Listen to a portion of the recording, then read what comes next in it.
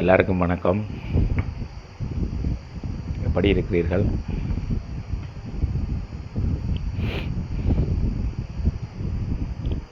நல்லா இருக்கணுன்றதான் எங்களோட விருப்பமும் வேண்டுதலும்.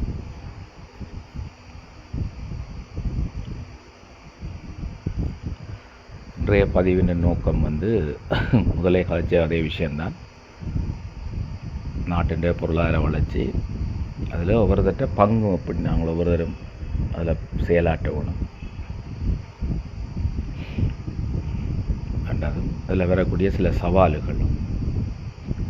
எல்லாருக்கும் சவால் இருக்குது. கூடுதலாக பெண்கள் சுய தொழில்கள் செய்ய வைக்க சில சிரமங்கள், பல சவால்கள் இருக்குது.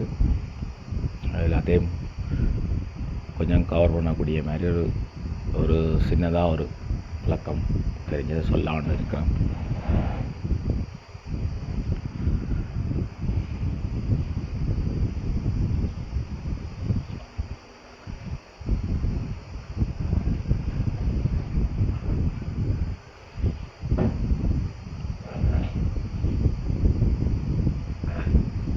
இன்றைக்கு நிறைய பேர் சுயதொழில் செய்கிறத பார்க்கக்கூடியதாக இருக்குது. அதில் கூடுதலாக பெண்கள் ஆர்வம் காட்டினோம். அது நாங்கள் கொழும்பில் இருக்கையிலேயே பார்த்து நாங்கள் BMICA எக்ஸிபிஷனில் பல பெண்கள் தாங்கள் குடும்ப சுயதொழில், அதாவது தோல் பேக்குகள், பனியோல பெட்டிகள், அப்படி கைத்தொழில்களில் நிறைய ஆர்வம் காட்டி அவர்கள் தெரிவு செய்யப்பட்டு கொழும்பில் இருக்கிற BMICA எக்ஸிபிஷனுக்கு வந்திருந்தவை. அவைகள நேரடியான பேட்டிகளும் நாங்கள் எங்களோட ஃபேஸ்புக் தளத்தினூடாக பார்வைக்கு கொடுத்துருந்தோம். அதே நான் ஃபேஸ்புக்கில் என்னன்னு சொன்னால், யூடியூப்பை பற்றி மக்களுக்கு ஒரு நல்ல அபிப்பிராயம் இல்லை. அவங்கள காசுக்காகத்தான் இதை செய்கிறாங்களன்றது அது பெரும்பாலும் அப்படித்தான். ஒரு சிலர் இருக்கிறந்தான், அதாவது ஒரு நல்ல நோக்கத்தோடு செய்கிறது, சேவையோடு. சில பேர் நல்ல சேவை, அதை காசும் பெறட்டுமென்று இருக்கிறது. அது நல்ல விஷயந்தான். ஆனால் வியூவர்ஸ் வரணுன்றதுக்காண்டியே இல்லாத போடுறது, அப்படியான சில விஷயங்கள் இருக்கிறதால அது யூடியூப்பில் அதுகளை சொல்ல போயிருக்க அதுக்கு சொல்லப்படுற விஷயத்தின் வேல்யூஸ் லோவாக போயிடும். அதனால தான் நாங்கள் ஃபேஸ்புக்கு வரோம். இதையே யூடியூப்பில் போட்டால் என்னென்னு கேட்டால் தங்களை வியூவுக்காக, மற்றது காசுக்காக செய்கிறதா போயிடும். அப்படி பலர் நினைக்காட்டிலும் ஒரு சிலர் நினைச்சாலுமே அது அவர்களுக்கு அந்த விஷயங்கள் சென்றடையாது. நாங்கள் நேரடியாகவே கண்டு நாங்கள் அந்த BMICA எக்ஸிபிஷனில் போய்க்கல பலர் தாங்களாக முன் பேட்டி தந்தார்கள். ஒரு சிலர் நீங்கள் உண்மையாக யூடியூப்பில் ஃபேஸ்புக் ஒன்று தெரியாதாக்கும், நீங்கள் யூடியூப்போ நாங்கள் தரமாட்டோம் ஒரு ஆள் சொல்லியிருக்கிறேன். அப்போ தான் நான் முடிவெடுத்தோம், ரைட் எல்லாத்தையும் இரண்டத்தானே வேணும். அப்போ நாங்கள் உண்மையாக யூடியூப்பில் 2 விஷயங்கள் போட்டிருந்தாலும் நேரடியாக லைஃப்பில் ஒன்று சொல்கிறதில்ல, அநேகமாக ஃபேஸ்புக் தான். ரைட். இப்போ இந்த பொருளாதார வளர்ச்சியில் ஒவ்வொருத்தட்ட பங்கண்டைக்குள்ள இன்றைக்கி கடன்ண்டா வீட்லேயும் ஆக்களுக்கு கடன் இருக்குது. ஒரு குடும்ப கடன், தனிப்பட்ட கடன் எல்லாருக்கும் இருக்குல்ல, பெரும்பாலும் இருக்க வாய்ப்பு இருக்குது. அதே மாதிரி ஆனால் எல்லாருக்கும் கடன் இருக்குது. என்னென்று கேட்டால் நாட்டுக்கு கடன்ண்டா எங்களை ஒருவரும் கடன் தான். நாங்கள் அது ஆல்ரெடி முன்னுக்கு சொல்லியிருக்கிறோம். மொத்த கடனால் இங்கே இருக்கிற 17 பேருக்கு மேற்பட்ட ஆக்களின் இதை பிரிக்க வர்றது ஒரு ஆளுக்குரிய கடன். எங்களோட ஒவ்வொருத்தரும் கடன் இருக்குது இந்த நாட்டுக்கு. இலங்கைன்ற கடன்ன்றது ஒவ்வொருத்தையும் கடன். இதில் தமிழற்ற கடன், சிங்களவற்ற கடன், முஸ்லீமின்ற கடன், கருப்பற்ற சாதின்ற கடன், அப்படி ஒரு கடனும் இங்கே இல்லை. மற்றது ஒரு இலங்கை கண்ட நாணயம் என்றால் ரூபா தான். அது டாலர் ரேட் மாறும். யாழ்ப்பாணத்துக்கு ஒரு ரேட், மட்டக்களப்புக்கு ஒரு ரேட், நீங்கள் பிரித்து பார்க்குற சில பிரதேசங்களுக்கு ஒரு ரேட், எல்லாம் கண்டிக்கு ஒரு ரேட், காலிக்கு ஒரு ரேட்டுன்னு இல்லை, ஒரு ரேட் தான். டாலர் சேஞ்ச் பண்ணால் இலங்கை வேல்யூ ஒன்று தான் மாறும். இந்தியாவும் அப்படி தான். அங்கேயும் பல ஸ்டேட்டுகள், பல பிரிவினைகள், அதுங்களுக்கு தேவையில்லை. இப்போ உலகமே அப்படி தான் பிரிஞ்சு போயிருக்கேன்னு கேட்டால், sense of separation is a root cause of whole suffering. நான் வேறு, நீ வேறு என்ற பிரிவினர்வு தான் எல்லா பிரச்சனையும் காரணம். அதனால தான் எல்லா பிரிவினைகளும் வருது. ஸோ அதுக்கு டீப்பாக போகணுன்னா இப்போ இதுக்கு வருவோம். அப்போ ஒரு நாட்டின் பணம்ன்றது அது எல்லாருக்கும் போதும், ஒரு பகுதி கண்டு இல்லை. அப்போ எங்களை எல்லாருக்கும் கடன் இருக்குதுன்னா நாங்கள் ஒவ்வொருத்தரும் எங்களால் முடிஞ்ச அளவு இந்த நாட்டின் கடனை அடைக்கிறதுக்கு முற்படணும். நாட்டின் கடன் அடைக்க வீட்டின் கடன் ஆட்டோமேட்டிக்காக அடைவட்டும் வீட்டில் கடன் இருக்கிற ஆக்களுக்கு. அது நிறைய பேர் சுயதொழில், அதான் பிஎம்ஐசியில் நிறைய எங்களுடைய ஆக்களின் வளர்ச்சியை பார்த்து நாங்களே மிரண்டு போனோம். அந்த ஆக்களே மிரண்டு போச்சு. அந்தளவுக்கு இன்ஜினியரிங் துறை நல்லா வளர்ந்துருக்குது.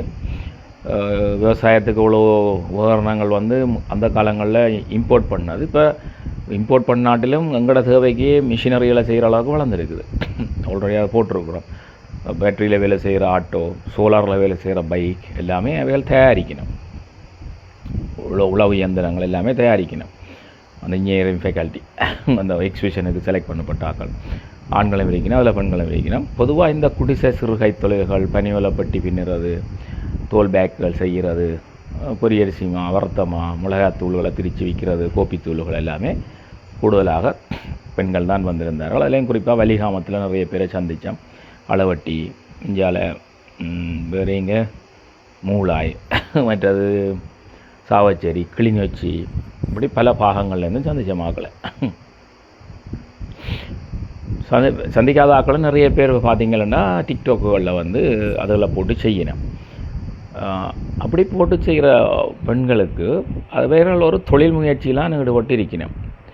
அப்போ ஒரு சில சகோதரிகளை பார்த்தேன், அது சரியாக கஷ்டப்பட்டு சிலர் கணவன் இருக்கிறவர்களும் கணவன் ஒரு பக்கம் வேலைக்கு போக குடும்ப சுமை காரணமாக பெண்களும் தொழில்களை செய்யணும். வீடுகளில் இருந்து சிறு கை தொழில்கள். இப்போ வெளிநாட்டில் மட்டும்தான் 2 வேலை இல்லை. இப்போ இங்கேயும் அப்படித்தான்.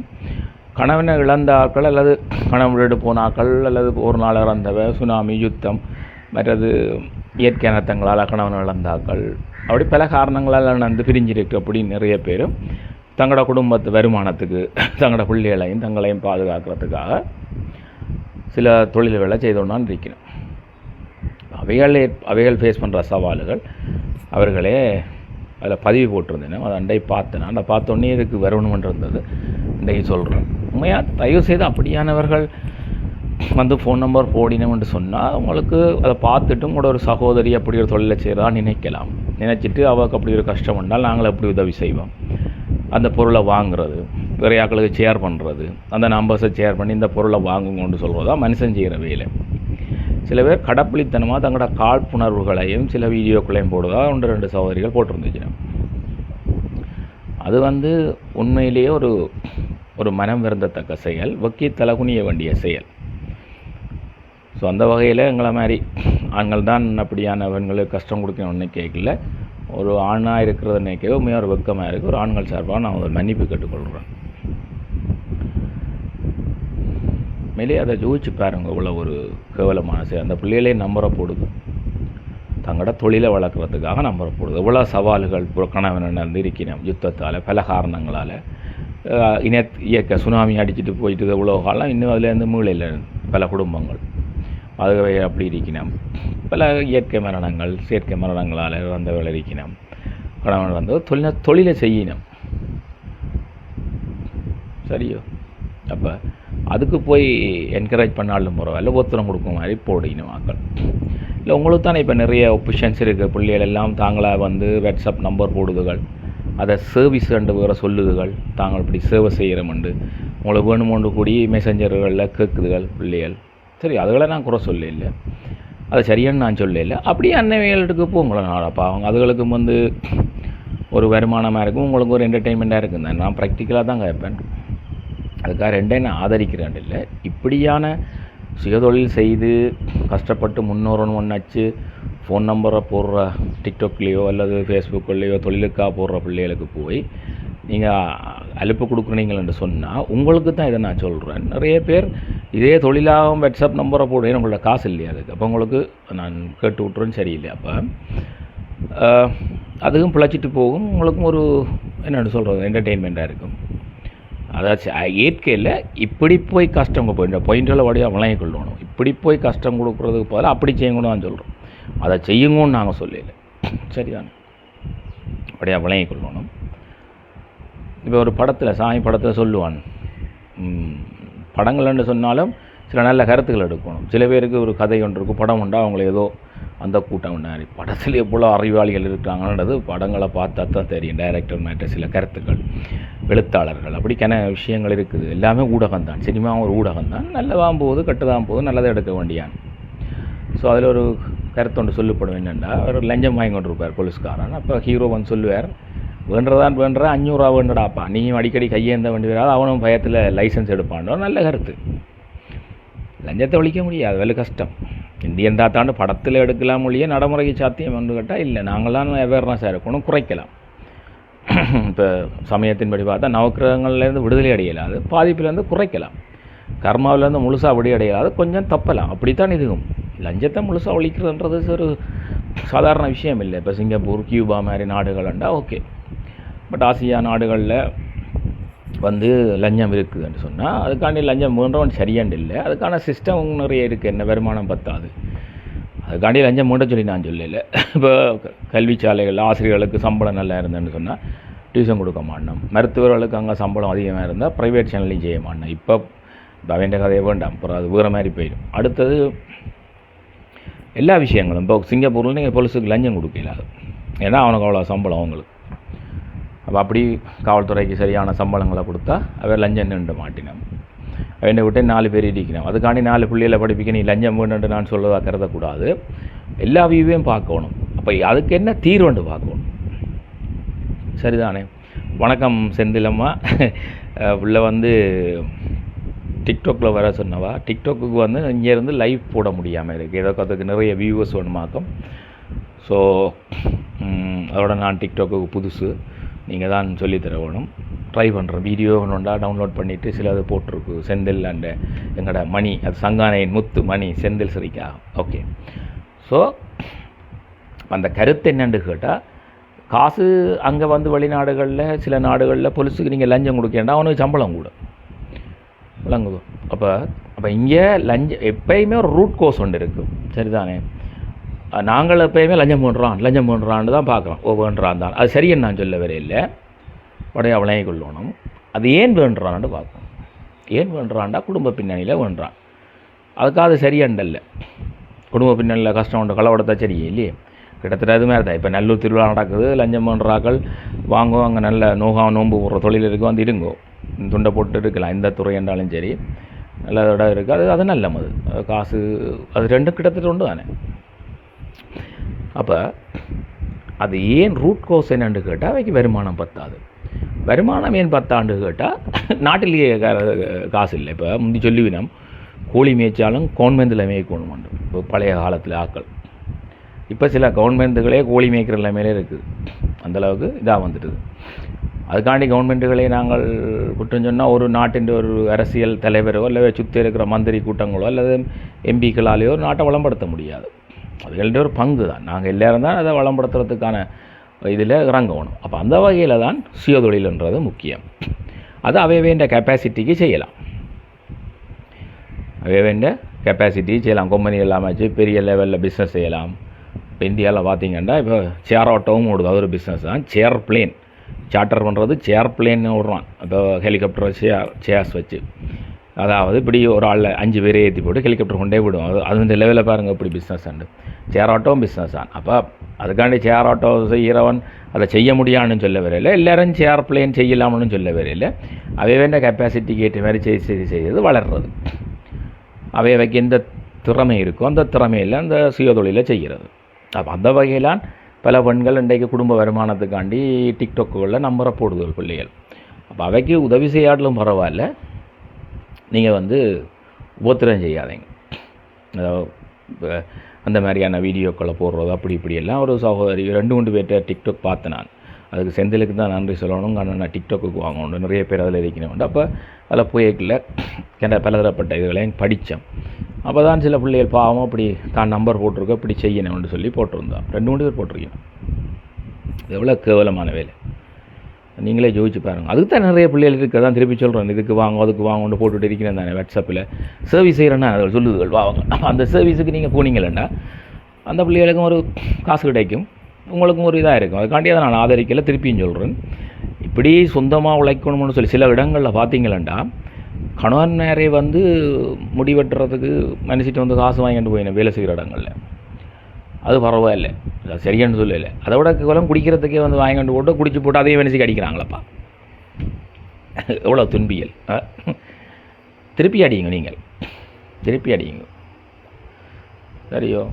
இதுதான் தமிழ்நாட்டில் இருக்கையில் ஒரு உள்ள கவலைப்பட்டுச்சுது, இப்படி நெடுக குடிச்சு போட்டு வாரேன். ஒரு பிரச்சனை இல்லை, சிம்பிள். நீ ஒரு போத்தில் வாங்கி வையேன். நான் என்னென்ன இப்படி செய்து பேரண்டு அண்டையோட விட்டான் படியன் குடிய. சில வேளை அந்த பொதில் உடச்சி ஒரு மனுஷிக்கு அடிக்கணும்னு இருக்கிறான். எல்லோரும் ட்ரை பண்ணிட்டாங்க, கொஞ்சம் கட்ஸ் ஆனாக்கள் ட்ரை பண்ணும். நான் படுத்ததில் அவன் குடியே கெடுக்கணும்னு தெரிஞ்சு குடிக்கிறோன்னு பற்றி கவலை இல்லை, ஒன்றும் செய்ய இயலாது, திருப்தி இயலாது. அது ஒரு ஃபேஷனாக போச்சு. அதுக்கு என்ன காரணம் கேட்டால் ஸ்ட்ரெஸ்ஸுகள், மற்றது மண்டவங்களுக்கு ஒரே வேலை, அதில் இருந்தது ரிலாக்ஸ் கொடுக்கும் நினைக்கிறேன். மேபி ஒரு கொஞ்சம் நேரம் கொடுக்கும் எனக்கு தெரியாது. ஆனால் அதைத்தான் நாங்களும் சொல்கிறோம், ஆன்மீகம்ன்றது ஒரு போதையிடாப்பா. அதான் ஒரு எனக்கு தெரிஞ்ச சொந்தக்காரர் ஒரு ஐயா சொன்னார், அவனோட தம்பி என் மகன் இருக்கிறான், 5 மணிலேருந்து 7 மணி வரைக்கும் இந்த ட்ரக்ஸ் அடித்தவங்க மாதிரி மெடிடேஷனுக்கு போயிடுவானான். சரியாக தானே இருக்குது, அதுவும் ஒரு போதை தான். அதுக்கு ட்ரை பண்ணி பாருங்க, அதுக்கு வந்து சைட் எஃபெக்ட்ஸ் இல்லை உங்களுக்கு, அதுவும் ஒரு போதை தான். நீங்கள் கேட்குற இன்பம் கிடைக்கும், அதில் ரிலாக்ஸாக நித்திர வரும், கவலைகள் மறக்கலாம். மெடிடேஷன் போதைக்க போகலாம் தான். இது எங்களோட உடம்பு கெடுதல் இல்லை, காசு செலவில்லை, மனசுக்கு அடிக்க தேவையில்லை. ஸோ அதுவும் ஒரு போதை தான். இந்த போதையில் கிடைக்கிறது எல்லாம் அதில் கிடைக்கும். ஆனால் இந்த போதையில் என்னென்ன இருக்குது, சைட் எஃபெக்ட்ஸ் நிறைய இருக்குது. காசு அணியாக போயிடும், குடல் கறியை கொஞ்சம் நாளில் ஆள் சங்கூதிடும். அப்புறம் மனசுக்காரி திருவாப்படி தொழில்கள் என்னென்னு சொல்கிறது, அந்த வேலை இந்த வேலைண்டு வீட்டு வேலைகள் அல்லது ஓலை பின்னலுக்கு போகணும். அதுக்காக நான் அந்த பிள்ளைகளை நான் குறைவாக சொல்லலை, என்ன நடக்கும்ன்றது சொல்கிறேன். அப்புறம் ஆவியாக இருந்தோண்டு ஐயோ என்ற பிள்ளை எப்படின்றது, ஆவியாக இருந்தது பார்க்குறாங்களே இருக்கு நிறைய பேர் தெரியாது. ஏன்னா எங்களோட கூட மனுஷரை விட ஆவியல் தான் கதைக்கிறது கூட, மரஞ்செடியல் ஆவியல் தான் கதைக்கிறது கூட. அப்போ தெரியும் அப்படி ஆவியாக போயிருந்தோண்டு, அதில் தான் உண்மை தெரியும். இப்போ ஆவியாக போயிருந்தோண்டு அப்புறம் அழுகிறத விட உயிரோடு இருக்கையே இந்த போதைகளை வர சொல்கிறேன். இந்த ஆன்மீகம்ன்ற போதைக்கு இறங்குங்க. ஆன்மீகம்ன்ற போதையில் வந்து நிறைய அட்வான்டேஜஸ் இருக்குது, மற்ற போதையில் நிறைய டிஸ்அட்வான்டேஜ் இருக்குது. ஈரல் கறியிடும், குறைஞ்ச காலத்தில் போயிடும், சங்கூதிடும். அப்புறம் பிள்ளைகளை வந்து கஷ்டப்படுங்கள். அப்புறம் ஆவியாக போயிருந்து ஆவண்டு பார்க்க வேண்டியதான். காசு வீணாக போகுது, உடல் கெட்டு போகும். சங்கூதாட்டிலும் உடல் கெட்டு போயிருந்தேன் கொஞ்சம் கொஞ்சமாக கிட்னி லிவர்ன்றதை கொஞ்சம் கொஞ்சமாக கொண்டு போகும். அங்கே இருந்தோன்னே ஸ்கேன் பண்ணி பார்த்தா அங்கே உள்ளே கொண்டுமே இல்லைன்னுட்டாங்க. என்னென்று வண்டி ஓடுதுன்றது தெரியல, ஏதோ ஓடுது. அப்படியெல்லாம் கருவிப்பே கிடக்கா. ஸோ அதுக்காண்டி நான் இந்த மதுபாவனை வைக்கிறதே நான் தவறாகவோ அல்லது குற்றஞ்சுமத்துறாக பார்க்காதேங்க. உங்களோட குடும்பங்களில் உங்களுக்கு அக்கறை இருக்கணும். இதுன்ற பின்னணி ஏன் இதுக்கு அந்த கதை வந்தேன்னு சொன்னால், பல பெண்கள் ஏன் சுய தொழிலுக்கு போயினோம்டா, பல கணவன்மார் வந்து கணவன் இருக்கிறவையும் போயினோம், இல்லாதவையும் போயினோம். இருக்கிறவையும் போயினோம்டா அவர் குடிச்சு போட்டு உழைக்கிற காசை குடிக்கணும். சில பேர் மனசு பேர் உழைக்கிறதே குடிச்சு அந்த காசை வேண்டி மனசுக்கு அடிக்கிறவை அடிக்கணும். அதுக்கு தான் இந்த கதை வந்தது. அப்போ சுயதொழில் ஆண்களும் பெண்களும் சேர்ந்து செய்கிறது நிறைய செய்யணும். இப்போ யூடியூப் சேனல் நடத்தின பாருங்க, ஹஸ்பண்ட் அண்ட் ஒய்ஃப் நல்லா போகுது, அவைக்கு வருமானம், நல்ல என்டர்டெயின்மெண்ட்டாகவும் இருக்குது. அப்படி நிறைய சில பேர் வெளிநாடுகளில் இருக்கணும், கணவன் மனைவியாக, அதாவது வேலை வாய்ப்புகள் எடுத்து கொடுக்குறது, துபாய், கட்டார், வேறு நாடுகளுக்கு குடும்பமாக கணவன் மனைவியுமா, அதுவுமே அப்படியானது இன்னும் நல்லது. கணவன் இருக்கிறது செய்கிறது, கணவன் இல்லைன்னு சொன்னால் அதுக்காண்டி அவையை பார்த்த அளத்தவையில் எவ்வளோ பேர் முன்னேறினவே இருக்கணும். நாங்களே நிறைய பேர் பார்த்துருக்குறோம். கணவன் இழந்தாக்கள், இல்லாதாக்கள் ஹாஸ்டல் வச்சு நல்ல மாதிரி நடத்தி, நல்ல மாதிரி பிள்ளைகளை படிப்பிச்சு நல்ல மாதிரி இருக்கிற குடும்பங்களும் இருக்குது. அதே மாதிரி மனைவி இழந்த இடங்களில் கணவன் தனியாக பிள்ளைகளுக்கு சமைச்சு போட்டு சாப்பாடு கொடுத்து கஷ்டப்பட்டு வளர்க்குற குடும்பங்களும் நல்ல கணவன் மாதிரி விரிக்கணும், நல்ல மனைவி மாதிரி விரிக்கணும். அதே நேரம் பிள்ளையானாங்களேன்னு இருக்குது. இப்போ சில பேருக்கு இப்போ ஊடகங்கள் அதே நான் டிக்டாக்கில் போய் பார்த்தா சில பொடியல் போட்டு எல்லா பொட்டைகளையும் கழுவி ஊற்றுறதான் வேலை. அப்போ அவருக்கு ஏதோ ஒரு பெண்ணால் பாதிப்பு. சில பெண்கள் எடுத்திங்கன்னா ஆண்கள் முழுக்க ஆணாதிக்கம்ன்ற மாதிரி. அப்படி இல்லை, ஆணாதிக்கம்ன்றது உண்மையாக வடிவாக பார்த்திங்கன்னா யாழ்ப்பாணத்தில் மாறித்தான் இருக்குது. பெண்ணாதிக்கம் தான் இருக்குது. யாழ்ப்பாணமோ இலங்கையிலோ ஆசியாக்கள் மாறித்தான் கூட இருக்குது. ஆணாதிக்கம்ன்றது இப்போ இல்லை, குறைஞ்சி போச்சு. ஆனால் இன்னும் சில பெண்கள் அந்த மென்டாலிட்டி அந்த விடுவிடாமல் டிக்டாக்குள்ளே புலம்புறது. இல்லை உங்களுக்கு கொண்டு சொல்கிறேன், அப்படியான ஆக்களுக்கு ஆணான பெண்ணால் இருந்து ஒரு பகுதியை தாக்குறாக்கள், ஆணாக இருந்து கொண்டு பெண்களை தாக்குறாக்கள் தனிப்பட்ட பிரச்சனைக்காண்டி. ஒரு பெண் வந்து மாற்றிட்டாள்னு சொன்னால் எல்லா பெண்களும் கெட்ட வேணும்னு சொல்கிற ஆண்களும் இருக்கிறேன். ஒரு ஆணுக மாற்றிட்டு போனால் எல்லா ஆண்களும் கெட்ட வேணும்னு சொல்லி ஆணாதிக்கம்னு சொல்லி புலம்புற பெண்களையும் பார்த்துருக்கேன். புலங்களில் வந்து உங்களுக்கு கொண்டு சொல்கிறேன், அவையோட பழத்தை எடுத்து வைங்க, காலுக்கு போட்டுட்டு விளக்குங்க. இந்த கோபம் வந்தேன்டா சரி, உங்களுக்கு அந்த கோபம் போயிடும். அல்லது அறையை சாத்தி போட்டு புலம்புங்க. அல்லது மெரினா பீச்சோ உங்களுக்கு எங்கே பக்கத்தில் பீச் இருக்கோ அதில் இருந்து கற்றுங்க. ஆனால் அதில் இருந்து கற்றுனா பக்கத்தில் இருக்கிற வேனில் பிடிச்சொண்டு போயிடுவாங்க அங்கோட அல்லது தெல்லிப்பழ கீழ்பாக் இந்தியாண்டா. ஆனால் நீங்கள் சிவத்தை பூட்டி போட்டு வந்து பேசுங்க, அவனையோ அல்ல அவளையோ, நல்லது தானே. புலங்களில் வந்து நீங்கள் பேசிக்கல ஒரு நெகட்டிவ் வைப்ரேஷனை கொடுக்குறீங்க.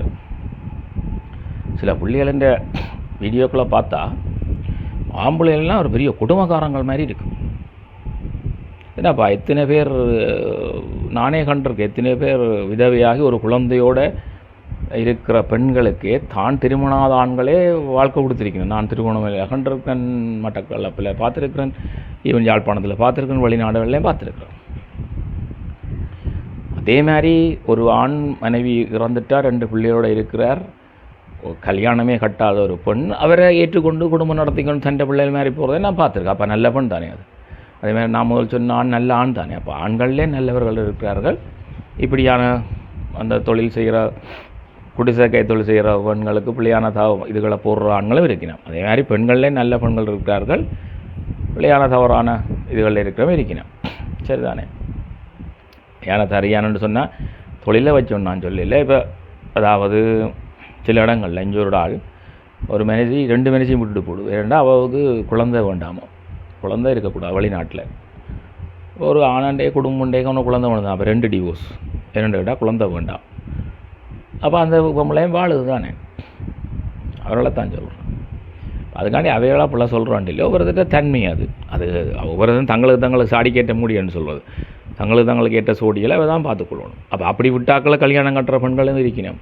அவள் பெண்கள் கூடாதவர்களா எல்லோரும், அல்லது அந்த மாதிரியான ஆண்களும் இருக்கணும். நான் முன் வச்சுனேன். அப்போ ஆண்கள் எல்லோரும் கூடாதவர்களா, எல்லோரும் நல்லவர்கள் அப்படி தான். சில நம்பர்ஸ் வச்சு கேட்பினேன், 8ஆம் நம்பர் உண்டா எல்லாம் நல்ல உண்டு அப்படி என்ன சொல்ல முடியாது, கூடான்னு சொல்ல முடியாது. 5ஆம் நம்பரோட நல்ல உண்டா, 5 நம்பர்லாம் நல்ல இருப்பினும் கூடாதவனும் இருப்பினும் ஒரு ராசியை வச்சு சொல்கிறது. அப்படி சொல்ல போனால் என்ன உலகம் இயங்குறது எல்லாத்துலேயும் இப்போ பகல் இரவு இருக்கும் போல், நன்மை தீமை இருக்கும் போல், ஆண்களே நல்லவர்கள் இருப்பார்கள், தீயவர்கள் இருப்பார்கள், பெண்களே நல்லவர்கள் இருப்பார்கள், தீயவர்கள் இருப்பார்கள். நாங்கள் தான் பார்த்து இப்போ நேரடியாக தெரிஞ்சால் பழக்கங்களை குறைக்கணும், ஃபோன்களில் இருந்தால் பிளாக் பண்ணலாம், அப்படிக்கான தொழில்நுட்பங்கள் இருக்குது தானே, அதெல்லாம் பாவிச்சு கொள்ளலாம். ஸோ இப்போ பொருளாதாரத்துக்கு வந்து இப்படி செஞ்சு வந்துட்டு பொருளாதார வளர்ச்சியில் அது குறிப்பாக குடிசை நாங்கள் போன பிஎம்ஏசி எக்ஸிபிஷன் நிறைய பகுதியிலேருந்து ஆட்கள் வந்தவை. அதில் கூடுதலாக குடிசை கைத்தொழிலிருந்து வந்த பெண்கள் தான் அதிகம், கிளிநொச்சி இப்படி இருந்து. அப்போ அவர்களோட தொழில் முயற்சிகள் நல்லா போகுது, அதுக்கு வாழ்த்துக்கள் அவைகளுக்கு. கூடினால வெளிநாடுகளில் நீங்கள் இருக்கிற நீங்கள் உண்மையாக உங்களுக்கு சாரியல் அதுகள் வாங்குறோன்னா நீங்கள் ஹைஃபையாக போய் அங்கே வாங்காமல் இப்படியானதுகிட்ட ஆன்லைனில் எடுத்து வாங்கலாம். அதே ஒரு சின்ன உதவி தான். அது வெளியில் இன்னொரு உதவி செய்யாங்க. இப்போ உங்களோட சகோதரங்களே ஆன்லைனில் சாரி விற்று கொண்டு இருக்கும், நீங்கள் அவளுக்கு வேறு வேலையில் இப்படித்தான் ரெண்டு சொல்லி போட்டு ஆன்லைன்லாம் ஆர்டர் பண்ணிங்களா இருக்குது, பக்கத்து வீட்டுக்காரருக்கு இல்லை பக்கத்து வீட்டுக்காரனுக்கும். அதை வந்து உங்களோட சகோதரிக்கே செய்யலாமே, இல்லை சகோதரனுக்கே செய்யலாமே. இந்த புலம்பெயரில் இருக்கிற வீரவானுங்கள் எல்லாரும் மட்டும் இல்லை, சிலர் நான் புலம்பெயர் நான் இதை சொல்லி போட்டு சில நல்லவர்கள் இவ்வளோ பேர் இருக்கணும், தான் எத்தனையோ பேர் இருக்கணும். தாங்களாக தேடி வந்து நேரம் நின்று உதவி செஞ்சுட்டு போகிறது அவ்வளோ பேரை பார்த்துருக்கோம். சரிதானே. அப்படி நிறைய பேர் புலம்பெயர் தேசங்களில் இருக்கணும். அப்போ அவைகளை பார்த்து உதாரணமாக கற்றுக்கொள்ளணும். சரிதானே. மற்றது எப்படி இந்த வியாபாரங்களை வளர்க்குறதுன்றது தெரிஞ்சவ நல்லா வளர்ந்துட்டு போயினா தெரியாதவைக்கு சொல்லி கொடுக்கவும் போகணும். அவைகளுக்கு அதுக்கு டைமை மினக்கடினம் இல்லை, அது ஏதோ பெரிய கஷ்டம் பண்ண மாதிரி. இப்போ ஃபேஸ்புக் இருக்குதுன்னு சொன்னால் ஒரு பேஜை க்ரியேட் பண்ணுறது அதுக்கண்டும் ஆக்கள் இருக்கணும். இப்போ எனக்கு தெரிஞ்சவ கொஞ்சம் காசை கொடுத்தா செய்தறிவினோம், அது நல்லது. அப்படி இல்லாட்டி நாங்களாகவே செய்யலாம். வந்து ஒரு பேஜை உருவாக்குறது பெரிய விஷயம் இல்லை. டிசைனிங் தெரிஞ்சால் நீங்களே டிசைனிங் செய்யலாம் கம்ப்யூட்டரில். அதுக்கு என்ன பேர், ஃபோட்டோஷாப், கோரல் ரோக்கில் டிசைன் பண்ணிவிட்டு அதை வந்து பேஜில் அப்லோட் பண்ணலாம்.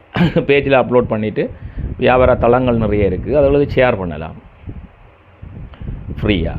இன்னும் கொஞ்சம் கையில் காசு இருக்குன்னு சொன்னால் ஃப்ரீயாக ஷேர் பண்ணுறோம். அதுக்குலாம் 2 ஆர்டர் வந்துன்னு சொன்னால் அந்த காசை வச்சுக்கொண்டு அப்புறம் பூஸ்ட் பண்ணுறது. அதை அப்போ பூஸ்ட் பண்ணினா இப்போ நான் குழம்புல இன்றைக்கி டியூஷன் கிளாஸுகள் எல்லாம் அப்படி தான் பூஸ்ட் பண்ணேன். இன்றைக்கு என்ன ட்ரெண்டோ அந்த ட்ரெண்டுக்கு தான் போகணும். இப்போ என்ன தெரிஞ்ச வைக்க தெரியும், என்னை பற்றி நானே புழுவக்கூடாது. சங்கானையில் இருக்கைக்கில் இப்போ சங்கானை வந்துட்டேன். சங்கானையில் இருக்கைக்கில் 250-300 பிள்ளைகளுக்கு ஃப்ரீயாக படிப்பிக்க தான் அது ஒரு காலம்.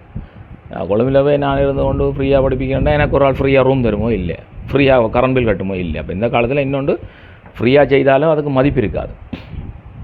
இப்படி தான் என் ஃப்ரெண்ட் ஒருத்தன் கெமிஸ்ட்ரி படித்தவங்க சொன்னானு தெரியாது, கிளாஸில் எடுத்துகிட்டு அந்த பிள்ளைக்கு ஏதோ குடும்ப கஷ்டம் கொண்டு சொல்லி போட்டு தனியாக கூப்பிட்டு காய்ச்சி நாளையிலேருந்து நீங்கள் அரைவாசி காசு தந்தால் போதும், இல்லை ஃப்ரீயாக வாங்கணும். அந்த பிள்ளைய அடுத்த நாள் வேற இல்லை விட்டுட்டு.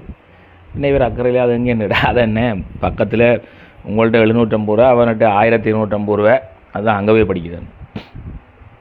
சில நேரங்களில் பாவம் பார்த்து உதவி செய்ய போனாலும் அதை நெகட்டிவாக எடுக்கிறவே இருக்கிறேன் நிறைய பேர். என்னோட காசில் என்ன சுற்றிகளோ.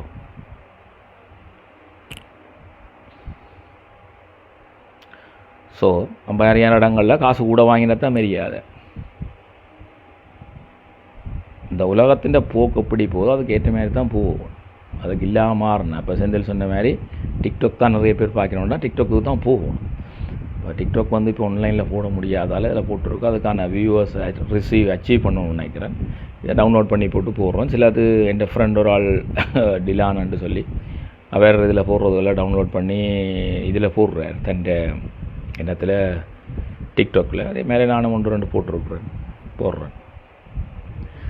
சரி, அப்படி பேஜுகளில் டெவலப் பண்ணலாம். பேஜுகளில் ஃபோன் நம்பரில் போட்டு டெவலப் பண்ணலாம். அப்படி போடேக்கான இந்த பெண்கள் இப்படியான சவால்களை சந்திக்கிறேன். நிறைய ஆண்கள்கிட்ட இருந்து இப்படியான கோல்கள் வருது. ஸோ அதை தவிர்த்து கொள்ளுங்க கூடிய அளவுக்கு. உங்களோட ஒரு சகோதரம் இல்லை உங்களோட மனைவியே அந்த தொழிலை செய்கிறான்னு வச்சுக்கொள்ளுங்க. கூடுதலாக இப்போ திருமணம் செய்யாத பிள்ளைகள் பெருசாக பிரச்சனை இல்லை, திருமணம் பண்ணின ஆட்களெல்லாம் பிரச்சனை கூடன்னு அந்த பிள்ளைகள் சொல்லுது. அப்போ உங்களோட மனைவியே அந்த தொழிலை செய்கிறா, ஒரு கடகம் பின்னி விற்கிறா, இல்லை ஓலைப்பட்டி பின்னி விற்கிறா, ஒரு நம்பரை போட்டிருக்கிறா, அவருக்கு போடையே இன்னொருத்தன் வந்து இப்படி போட்டு அப்படி இருக்கொண்டு உணர்ந்து பார்த்தீங்களா நீங்கள் அப்படி செய்ய மாட்டீங்க. சரிதானே? அது மிக முக்கியம். அதுக்காக தான் இன்றைக்கு இந்த வீடியோவுக்கு வந்து நான் கூடின அளவுக்கு இந்த சகோதரிகளுக்கு உதவி செய்ய பாருங்க. உதவி செய்யாடலும் உபத்திரம் கொடுக்கக்கூடாது இப்படியான வீடியோக்களை. அதுக்கு நிறைய பேர் இருக்குது, நிறைய யூடியூப்பில் இருக்குது, அதில் பார்க்கலாம் நீங்கள். அதை நான் அதையும் பிள்ளைன்னு சொல்லலை, அதை சரியான சொல்லலை. இப்போ நாங்கள் என்ன சொல்கிறோம்னு சொன்னால் எங்களோட அப்ரோச் டிஃப்ரெண்ட்டாக இருக்கும். அதாவது யதார்த்தமாக ப்ராக்டிக்கலாக இருக்கும். இப்போ ஒரு பயந்தாங்கொல்லியோ அவன் சிங்கம் மாதிரி வீரன்னு சொல்ல முடியாது நாங்கள். ஆனால் அவரை கொஞ்சம் கொஞ்சமாக சிங்கம் மாதிரி வீரனாக்கலாம். துப்புரவாக அவனுக்கு படிப்பு கூடாதவனை அவனுக்கு ஒரு வேறு துறையில் இன்ட்ரெஸ்ட் இருக்கும், அந்த துறையில் விட சொல்கிறோம் நாங்கள். இப்போ சச்சின் எடுத்துக்கொண்டீங்கன்னா, சச்சின் வந்து தாயதப்பனோ அல்லது முன் பக்கத்து வீட்டுக்காரர் டாக்டர்ன்றதுக்காண்டி மெடிசின் படிச்சுருந்தா நடந்திருக்கும். சில இவ்வளோ டாக்டராக வந்துருப்பார். இப்போ டாக்டராக வந்தால் இப்போ நடக்கிற கேவலம் தெரியும் உங்களுக்கு. இல்லை இன்ஜினியராக வந்திருந்தாலும் 4 பாலம் கட்டினார், இல்லை 4 பேர் தெரிஞ்சதில்லை. ஆனால் தண்ட துறையில் வந்தவர் வெட்ட தூக்கினார், ஷைன் பண்ணினார். அப்போ புத்தக கல்வி மட்டும்தான் கல்வியில் ஒரு மனிதன் நல்லா வாழத்தான் வேணும், அதுக்கு தேவையான வசதிகளை உருவாக்கத்தான் வேணும். இல்லை நாங்கள் கூழோ கஞ்சியோ குடிச்சிட்டு இருக்கிறோம், காசு வேண்டாமண்டா சந்தோஷம், வாழ்க வளமுடன், உங்களுக்கு இந்த பதிவு இல்லை. கூழோ கஞ்சியோ குடிச்சிட்டு இருக்கோம், உங்களோட இறைவன் அருள் குடியேட்டும். உங்களுக்கு வாழ்க்கை அனுபவிச்சு வாழணும், நல்ல உடுப்பு போடணும், நல்ல ஃபோன் பாவிக்க வேணும், நல்ல அடிப்படை தேவைகளை எங்களை கம்ஃபர்டபுள் ஆக்கணும். அதில் எந்த தவறும் கிடையாது. எங்களுக்கு கிடைக்கிறதுல ஒரு கொஞ்சம் இதுகளை வந்து க்ரோத் அண்ட் கான்ட்ரிபியூஷன் சொல்கிறது. நாங்களும் வளர்ந்து கொண்டு அதில் ஒரு சின்ன சின்ன உதவிகளை இயலாதவைக்கு செய்ய வேணும். அதுதான் ஒரு வாழ்க்கை. நாங்களும் சந்தோஷம், மற்றவங்க சந்தோஷம் வச்சுக்கிறது.